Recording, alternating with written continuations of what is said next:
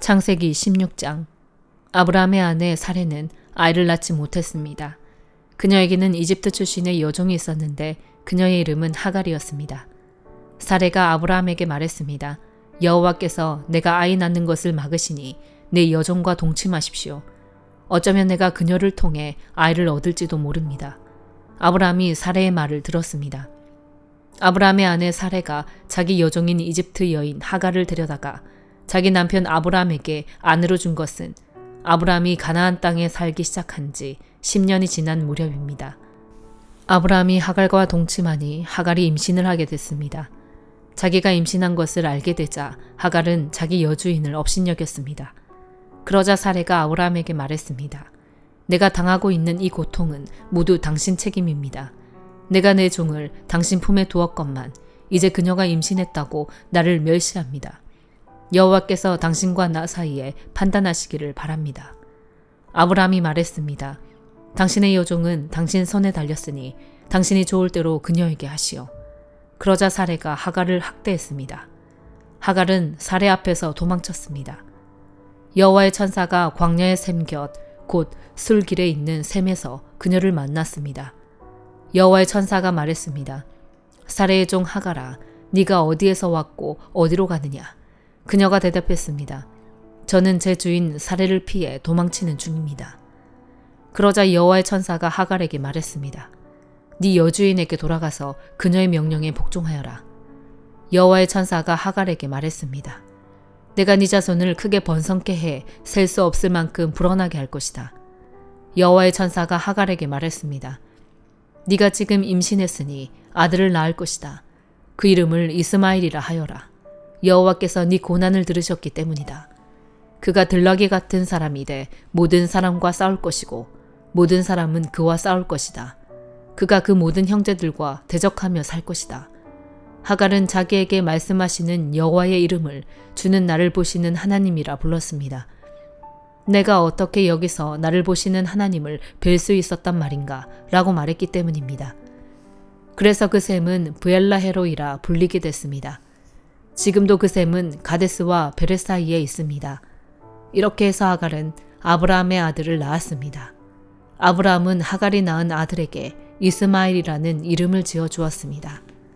하갈이 아브라함에게 이스마엘을 낳아 주었을 때 아브라함은 86세였습니다. 마태복음 15장. 그때 예루살렘에서 온 바리새파 사람들과 율법학자들이 예수께 다가와 물었습니다. 왜 선생님의 제자들은 우리 장로들의 전통을 지키지 않습니까? 음식을 먹기 전에 그들은 손을 씻지 않습니다. 예수께서 대답하셨습니다. 너희는 어째서 너희의 전통 때문에 하나님의 계명을 어기느냐? 하나님께서는 네 부모를 공경하라라고 하셨고 누구든지 자기 부모를 저주하는 사람은 반드시 죽을 것이다 라고 하셨다. 그러나 너희는 누가 자기 아버지나 어머니에게 내가 드려 도움이 될 것이 하나님께 드릴 예물이 됐습니다 하고 말하면 자기 부모를 공경하지 않아도 된다고 말하니 너희 전통을 핑계로 하나님의 말씀을 무시하는 것이 아니냐. 이 위선자들아, 이사야가 너희에 대해 예언한 말이 옳았다. 이 백성들은 입술로만 나를 공경하고 마음은 내게서 멀리 떠났다.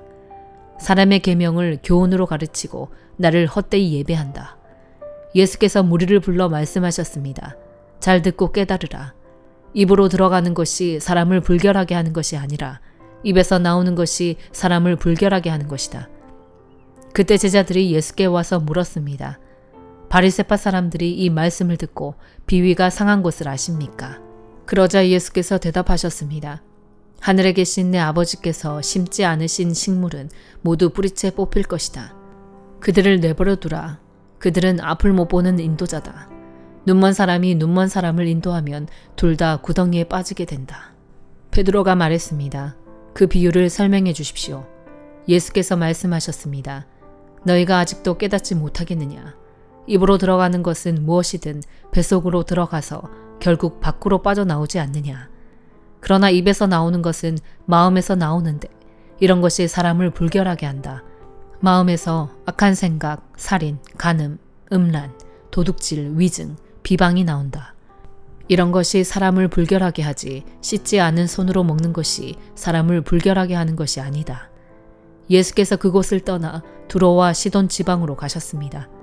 그 지방에 사는 한 가나안 여자가 예수께 와서 울부짖었습니다. 자비를 베풀어 주십시오. 주 다윗의 자손이여. 제 딸이 귀신 들려 몹시 괴로워하고 있습니다. 그런데 예수께서는 아무 대답도 없으셨습니다. 그러자 제자들이 예수께 와서 간청했습니다. 저 여인을 돌려보내시지요. 계속 우리를 따라오면서 소리 지르고 있습니다. 예수께서 대답하셨습니다. 나는 이스라엘 집에 잃어버린 양들 외에는 보냄을 받지 않았다. 그 여인이 예수 앞에 나와 무릎을 꿇고 말했습니다. 주여, 나를 도와주십시오. 예수께서 대답하셨습니다. 자녀들의 빵을 가져다 개들에게 던져주는 것은 옳지 않다. 그 여인이 말했습니다. 그렇습니다, 주여. 하지만 개들도 주인의 상에서 떨어지는 부스러기는 먹습니다. 그제야 예수께서는 여인아, 네 믿음이 크구나. 네 소원대로 될 것이다 라고 대답하셨습니다. 그리고 바로 그때에 그 여인의 딸이 나았습니다. 예수께서는 그곳을 떠나 갈릴리 호숫가로 가셨습니다. 그리고 산 위로 올라가 앉으셨습니다. 큰 무리가 걷지 못하는 사람, 다리를 저는 사람, 눈먼 사람, 말 못하는 사람과 그 밖에 많은 아픈 사람들을 예수의 발 앞에 데려다 놓았고 예수께서는 그들을 고쳐주셨습니다. 사람들은 말 못하던 사람이 말을 하고 다리를 절던 사람이 낫고 걷지 못하던 사람이 걷고 눈먼 사람이 보게 된 것을 보고 모두 놀랐습니다. 그리고 이스라엘의 하나님께 영광을 돌렸습니다. 예수께서 제자들을 불러 말씀하셨습니다. 이 사람들이 나와 함께 있은 지 벌써 3일이나 됐는데 먹을 것이 없으니 불쌍하다. 저들을 굶겨 돌려보냈다가는 가다가 도중에 쓰러질 텐데 그렇게 하고 싶지 않다. 제자들이 대답했습니다. 이렇게 외딴 곳에서 이 큰 무리를 다 먹일 만한 빵을 어디서 구하겠습니까? 예수께서 물으셨습니다. 너희에게 빵이 얼마나 있느냐? 제자들이 대답했습니다. 7개입니다. 그리고 작은 물고기도 몇 마리 있습니다. 예수께서는 사람들에게 땅에 앉으라고 말씀하셨습니다. 그러고는 빵 7개와 물고기를 손에 들고 감사 기도를 드리셨습니다. 그리고 그것을 떼어 제자들에게 주셨고 제자들은 사람들에게 나누어 주었습니다. 사람들은 모두 배불리 먹었으며 제자들이 남은 빵 조각을 거두어 보니 7강조리에 가득 찼습니다. 먹은 사람은 여자들과 아이들 이외에 4,000명이 됐습니다. 예수께서는 사람들을 돌려보내신 후 배를 타고 마가단 지방으로 가셨습니다. 느헤미야 5장. 그때 백성들과 그 아내들 사이에 그들의 유다의 형제들을 원망하는 소리가 있었습니다. 어떤 사람은 우리에게는 자녀가 많다. 우리 자신을 비롯해서 많은 식구가 먹고 살기 위해서는 곡식을 얻어야 한다라고 말했고, 또 어떤 사람은 우리는 기근 동안 곡식을 얻기 위해 우리 밭과 우리 포도원과 우리 집을 저당 잡혔다라고 말했으며, 또 어떤 사람은 이렇게 말했습니다. 우리는 세금 낼 돈을 꾸기 위해 우리 밭과 포도원을 잡혔다. 우리는 우리 친척들과 한 몸이요 한 핏줄이다. 보라, 우리의 자식들은 그들의 자식이나 다름없는데 우리가 우리 자녀들을 종으로 내주게 됐다. 우리의 딸 가운데 일부는 이미 종으로 팔렸고 우리의 밭과 포도원이 남의 것이 됐으니 우리는 그들을 속량할 힘이 없다. 그들의 원성과 탄식을 듣고 나는 몹시 화가 났습니다. 내가 속으로 이 말들을 곰곰이 생각하고 나서 귀족들과 관리들을 꾸짖으며 말했습니다. 당신들은 지금 각기 자기 형제에게 폭리를 취하고 있어. 나는 그들을 책망하기 위해 큰 집회를 열고 그들에게 말했습니다. 우리는 이방 민족들에 팔려갔던 우리 유다의 형제들을 힘 닿는 대로 속량해 오지 않았소. 그런데 지금 당신들은 여러분의 형제들을 또 팔고 있단 말이오. 그들은 할 말이 없어 침묵했습니다. 그래서 내가 계속 말했습니다. 당신들이 하는 일은 옳지 못하오. 이제 여러분이 이방 민족들의 비방을 피하기 위해서라도 우리 하나님을 경외하며 살아야 하지 않겠소. 나와 내 형제들과 내 부하들도 백성들에게 돈과 곡식을 꿔줄 테니 이제부터는 폭리를 취하는 일을 제발 그만두시오. 그들의 밭과 포도원과 올리브 농장과 집들을 오늘 당장 그들에게 돌려주고 당신들이 그들에게 추징한 폭리, 곧 돈과 곡식과 새 포도주와 기름의 100분의 1도 돌려주시오. 그들이 말했습니다. 우리는 돌려주고 그들에게서 아무것도 받지 않겠습니다. 말씀하신 대로 다 준행하겠습니다. 그래서 내가 제사장들을 불렀고 귀족들과 관리들로 하여금 약속대로 하겠다고 맹세를 시켰습니다. 나는 또한 내 주머니를 털어 보이면서 말했습니다. 이 약속을 지키지 않는 사람은 하나님께서 이런 식으로 그 집과 재산을 털어버리실 것이요. 그런 사람은 털리고 털려서 마침내 빈털터리가 될 것이요. 이 말에 모든 회중이 아멘하고 여호와를 찬양했습니다. 그 다음 백성들은 약속을 이행했습니다. 나는 유다 땅 총독으로 임명되던 해, 곧 아닥사스다 왕 20년부터 32년까지 12년 동안 총독으로 있었지만 나와 내 형제들은 총독의 몫으로 나오는 녹을 먹지 않았습니다.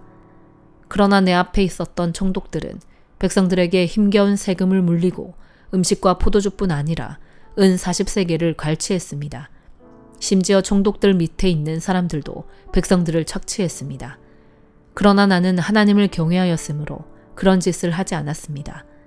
나는 땅 한쪽도 사지 않고 오직 이 성벽을 쌓는 일에만 헌신했고 내 부하들 역시 성벽 쌓는 일에만 마음을 썼습니다. 또한 150명의 유다 사람과 관리들이 내 상에서 음식을 먹었고 또 주변 나라에서 우리를 찾아온 이방 민족들도 함께 먹었으므로 날마다 나를 위해 황소 1마리와 좋은 양 6마리, 닭 여러 마리, 그리고 10일에 한 번은 온갖 종류의 포도주도 풍성하게 마련해야만 했습니다. 이 모든 것에도 불구하고 나는 총독의 몫으로 나오는 음식을 요구하지 않았습니다. 왜냐하면 이런 요구가 백성들에게 큰 짐이 됐기 때문입니다. 하나님이여, 제가 이 백성들을 위해 한 선한 일을 기억하시고 은혜를 베풀어 주소서. 사도행전 15장. 유대에서 몇몇 사람들이 안디옥으로 내려와 형제들을 가르쳤는데 모세가 가르친 관례에 따라 환례를 받지 않는다면 구원을 받지 못한다라고 했습니다. 이 말로 인해 바울과 바나바는 그들과 적지 않은 충돌과 논쟁을 벌였습니다. 그래서 안디옥 교회는 바울과 바나바를 세워 몇몇 신자들과 함께 예루살렘으로 보냈습니다. 사도들과 장로들은 이 문제를 어떻게 생각하는지 알아보려는 것이었습니다. 교회의 전송을 받고 여행을 떠난 그들은 가는 길에 페니키아와 사마리아 지방을 거치면서 이방 사람들이 어떻게 개종하게 됐는지를 전했습니다. 이 소식은 모든 형제들을 무척 기쁘게 했습니다. 그들은 예루살렘에 도착해 교회와 사도들과 장로들에게 환영을 받았습니다. 그러고 난 후 하나님께서 자신들을 통해 하신 모든 일을 그들에게 보고했습니다. 그때 바리새파에 속해 있다 신자가 된 몇몇 사람들이 일어나 말했습니다. 이방 사람들이 할례를 받고 모세의 율법을 지키도록 해야 합니다. 사도들과 장로들이 이 문제를 논의하려고 함께 모였습니다. 오랜 기간 동안 토론한 끝에 베드로가 일어나 그들에게 말했습니다. 형제들이여, 여러분도 알다시피 얼마 전에 하나님께서 여러분 가운데서 나를 선택해 이방 사람들도 내 입술을 통해 복음의 말씀을 듣고 믿게 하셨습니다. 그 마음을 아시는 하나님께서는 우리에게 하셨던 것처럼 이방 사람들에게도 성령을 주셔서 그들을 인정하셨습니다. 하나님께서는 그 마음을 믿음으로 깨끗하게 하셔서 우리와 그들 사이에 차별을 두지 않으신 것입니다. 그런데 여러분은 어째서 우리 조상이나 우리가 질 수 없었던 무거운 짐을 이방 신자들에게 지워서 하나님을 시험하려고 하십니까? 우리는 그들과 마찬가지로 주 예수의 은혜로 구원받는다고 믿습니다. 온 회중이 조용해지면서 바울과 바나바가 하는 말을 귀 기울여 들었습니다. 그들은 자신들을 통해 하나님께서 행하신 표적과 기사를 이야기했습니다. 그들이 이야기를 마치자 야고보가 받아 말했습니다. 형제들이여, 내 말을 들어보십시오. 하나님께서 자기 이름을 위해 처음에 어떻게 이방 사람들 가운데 백성을 불러내 찾아오셨는가를 시몬 베드로가 말해 주었습니다. 예언자들의 말씀도 이것과 일치합니다. 기록되기를 일 후에 내가 돌아와 다윗의 무너진 장막을 다시 지을 것이다. 폐허가 된 것을 내가 다시 짓고 내가 회복시킬 것이다. 그러면 남은 사람들과 내 이름으로 일컬음 받는 모든 이방 사람들이 주를 찾을 것이다. 이것은 오래전부터 이 일을 알게 해주신 여호와의 말씀이다 라고 했습니다. 그러므로 내 판단으로는 우리가 하나님께 돌아오는 이방 사람들을 괴롭게 해서는 안 된다고 생각합니다. 다만 우상으로 더러워진 음식과 음행과 목매어 죽인 짐승의 고기와 피는 멀리하라고 편지하는 것이 좋겠습니다. 오래전부터 모세의 율법이 각 도시에 전해져 안식일마다 회당에서 그것을 읽고 있기 때문입니다. 그러자 사도들과 장로들과 온 교회는 몇몇 사람들을 뽑아 바울과 바나바와 함께 안디옥으로 보내기로 결정했습니다. 그래서 뽑힌 사람은 형제들 가운데서 지도자인 바사바라고 하는 유다와 실라였습니다. 그들은 그 사람들 편에 다음과 같은 편지를 보냈습니다. 여러분의 형제인 사도들과 장로들이 안디옥과 시리아와 길리기아에 있는 이방의 형제들에게 문안드립니다. 우리 가운데 어떤 사람이 여러분에게 가서 우리가 시키지도 않은 말을 해서 여러분을 괴롭히고 여러분의 마음을 아프게 했다는 소식을 들었습니다. 그래서 우리가 몇 사람을 뽑아 사랑하는 우리의 형제 바나바와 바울과 함께 여러분에게 보내기로 우리 모두 합의했습니다. 바나바와 바울은 우리 주 예수 그리스도의 이름을 위해 목숨을 건 사람들입니다. 그러므로 우리는 이 편지의 내용이 사실임을 분명히 말해줄 유다와 실라를 보냅니다.